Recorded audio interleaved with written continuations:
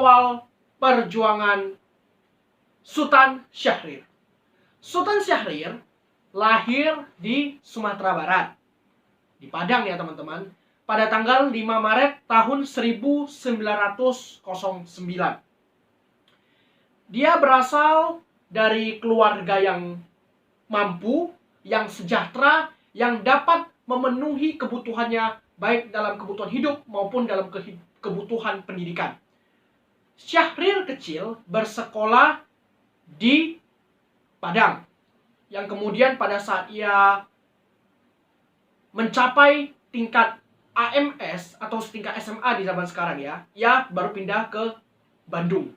Nah, di saat ia masih bersekolah di Bandung, ia aktif dalam berorganisasi dan aktif dalam bermain teater. Sultan Syahrir juga merupakan ahli debat yang sering mengikuti lomba debat politik di sekolahnya.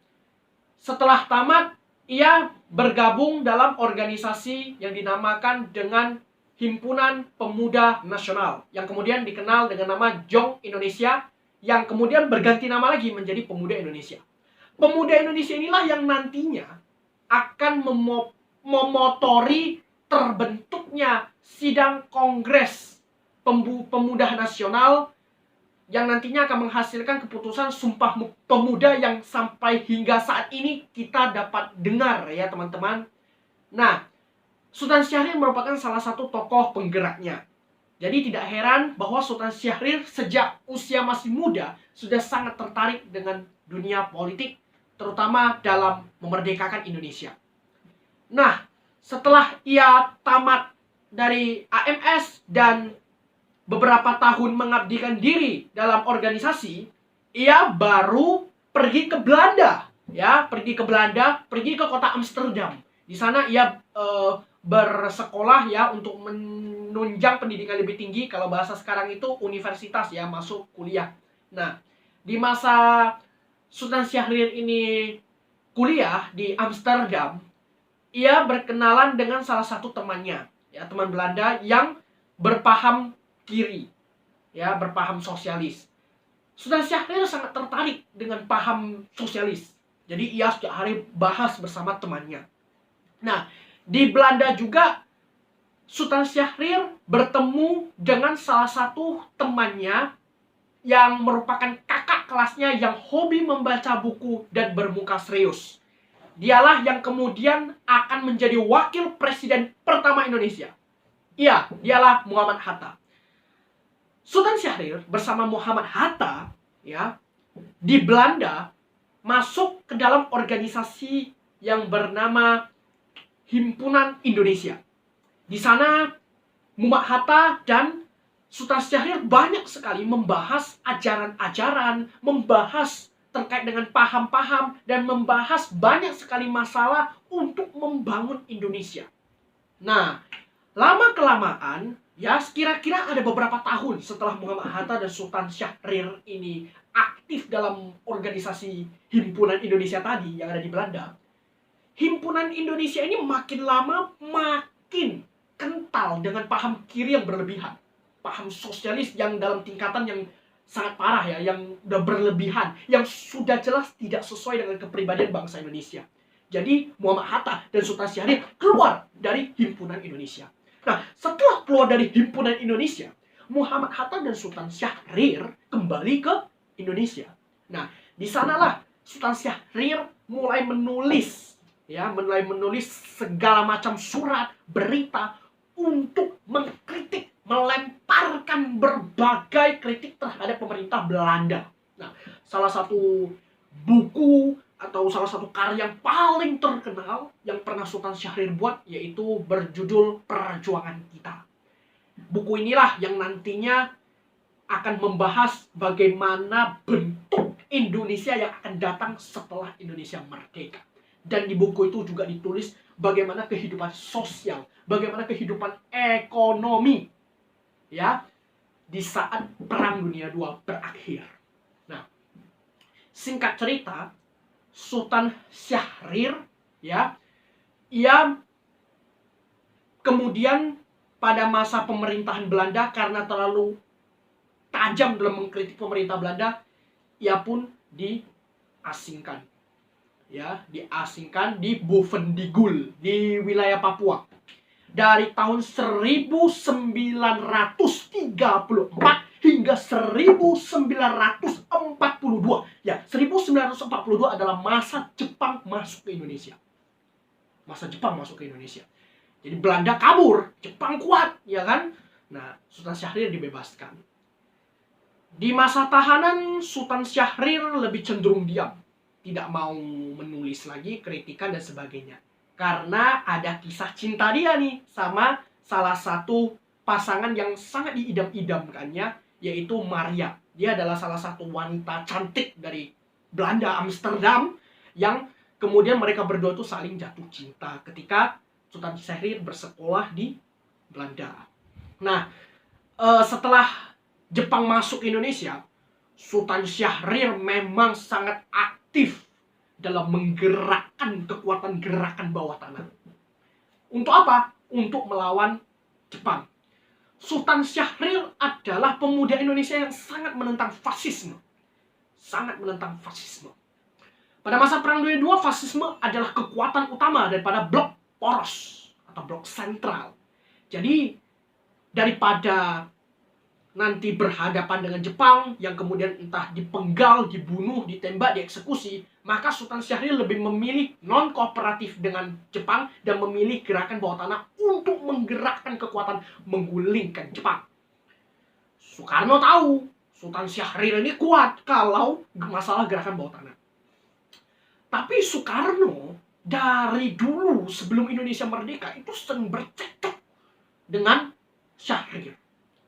Soekarno juga sering bercekcok dengan Mama Hatta untuk masalah politik, dalam pandangan politik. Bahkan Soekarno pernah tulis bahwasannya Muhammad Hatta dan Syahrir itu tidak pernah membangun. Dia hanya cenderung membahas, menjawab, bertanya terkait dengan sistem pembangunan di Indonesia. Tapi tidak ada, maksudnya tidak ada aksi lah, tidak ada tindakan untuk membangun Indonesia. Yang membangun itu seolah-olah hanya Soekarno. Nah, itulah yang menyebabkan kemudian kita bisa saksikan betapa sengitnya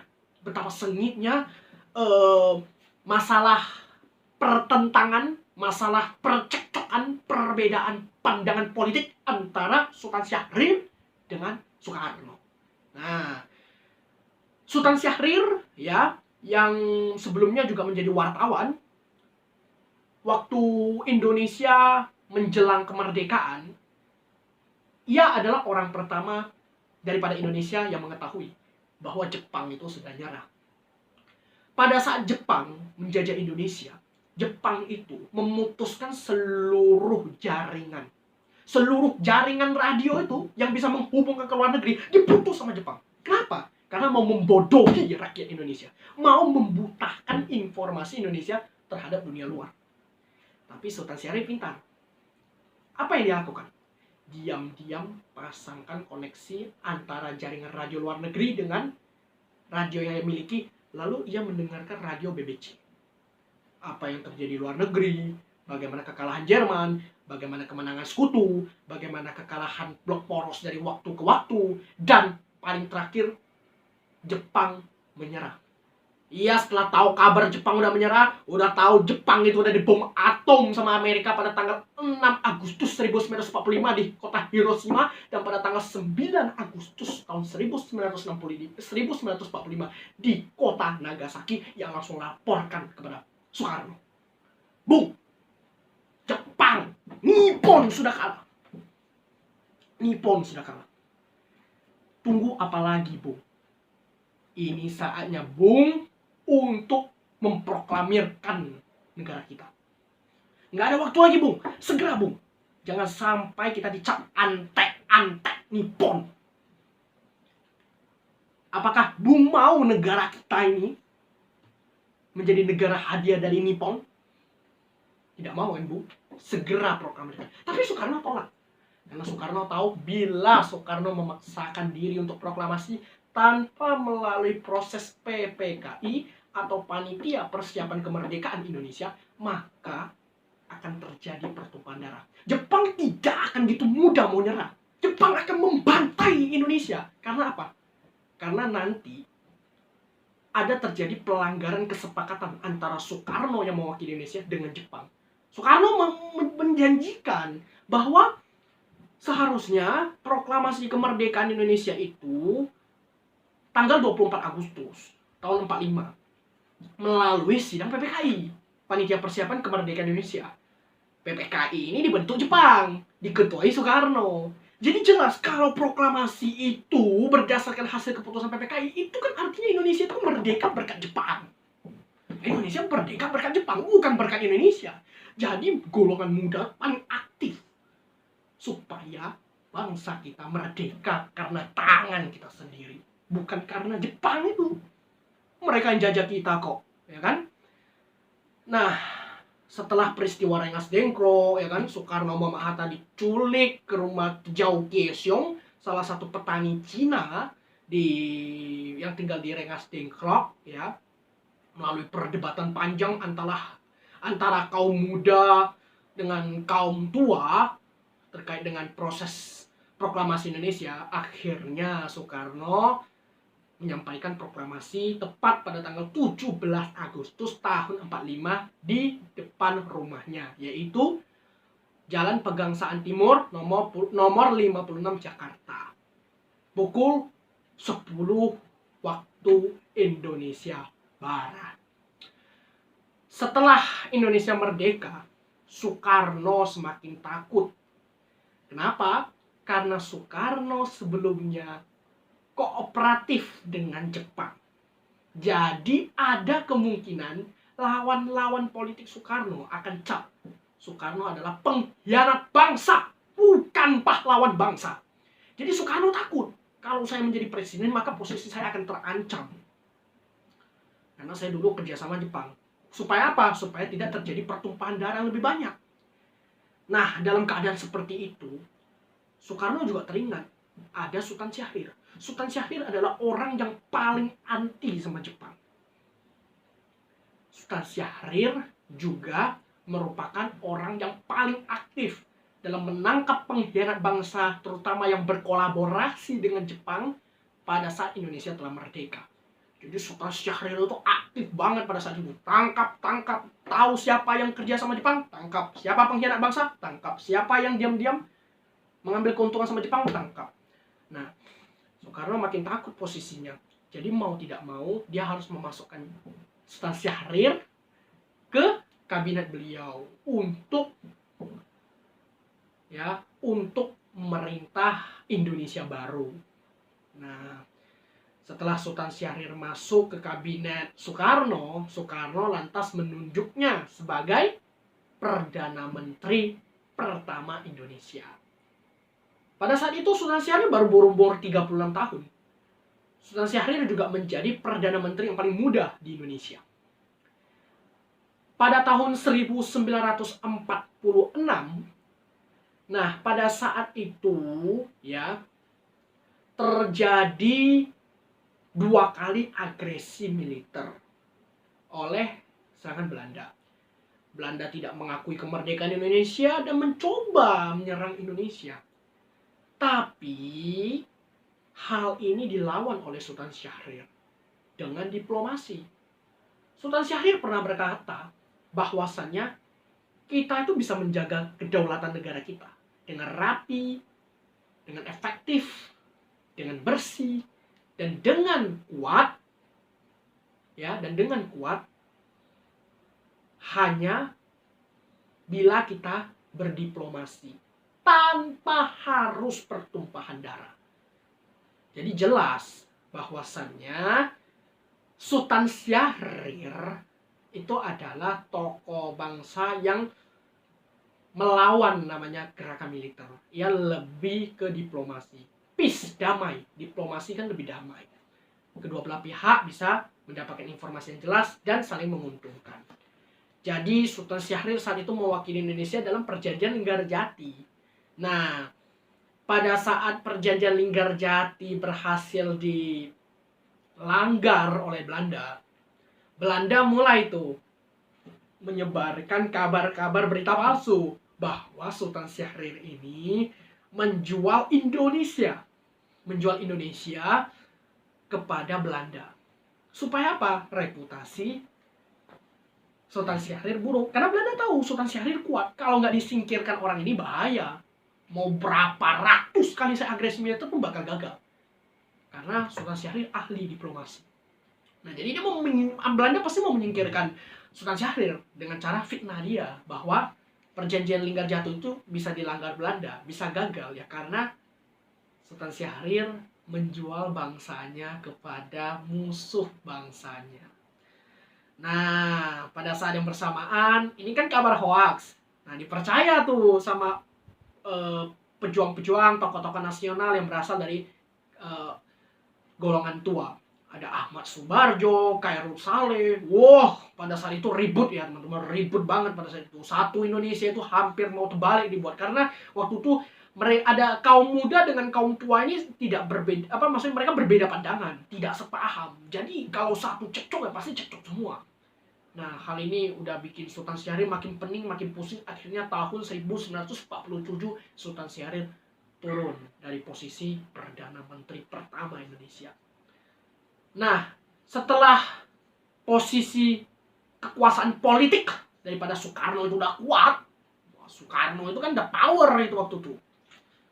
Nah, Sultan Syahrir udah nggak jadi Perdana Menteri lagi tuh, udah singkir dari pemerintah Indonesia. Jadi Soekarno pun pada saat itu hubungannya udah agak renggang sama Bung Kecil Sultan Syahrir. Sultan Syahrir lantas mendirikan PSI, Partai Sosialis Indonesia.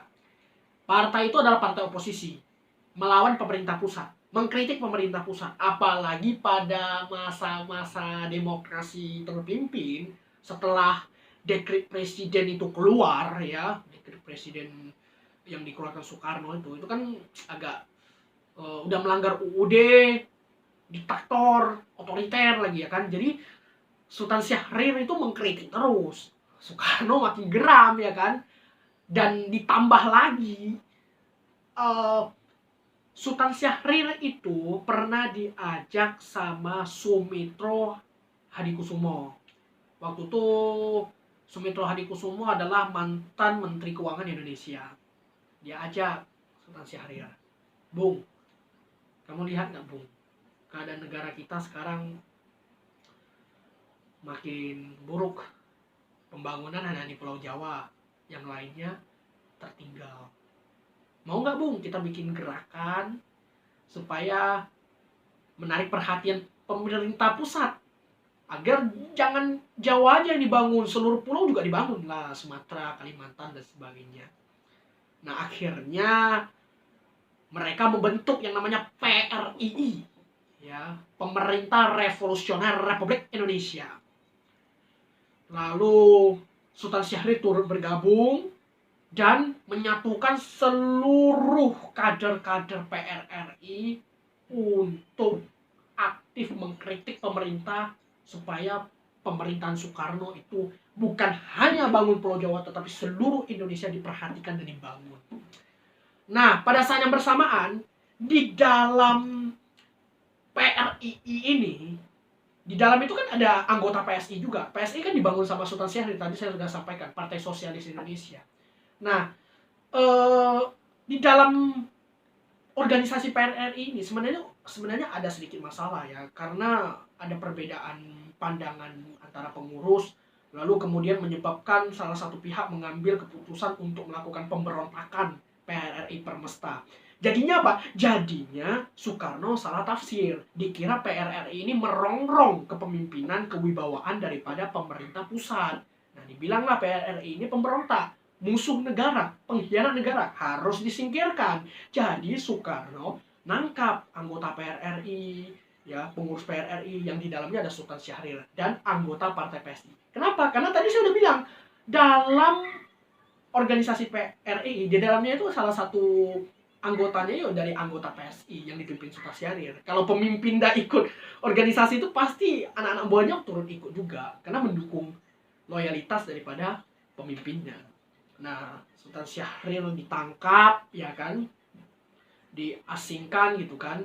Nah, lalu sampai sekarang juga ada satu berita bahwasanya mengapa